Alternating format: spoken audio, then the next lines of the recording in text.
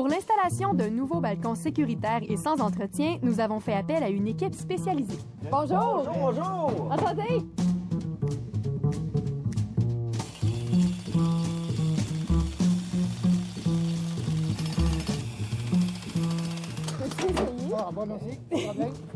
On a été démolir la fameuse base de béton tout à l'heure, qui était beaucoup trop haute par rapport à la hauteur. Quand même, tu sais!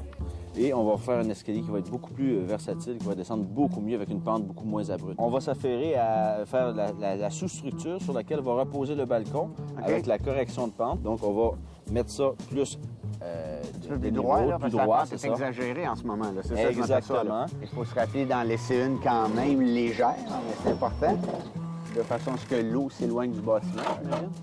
Par la suite, on va mettre la plateforme, qui va être une plateforme de fibre de verre à une monopièce. Parfait. Ça, c'est un contreplaqué, le sapin Douglas, dans lequel qui est enrobé des quatre côtés afin de faire une surface unie en un seul morceau. Donc, ça la rend imperméable et en plus beaucoup plus solide. OK. Et en plus, elle a une surface antidérapante. Là, comme là, on a protégé la surface d'acier qui était là auparavant pour pas qu'il y ait de communication avec l'aluminium sur le fer. OK, c'est pour ça que tu as mis un... Exactement.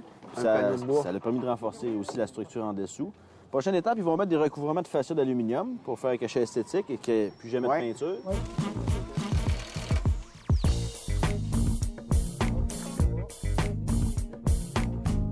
Ensuite, on va mettre les limons appliqués directement sur cette surface, qui vont aller par terre, et les garde-corps qui vont aller s'enligner.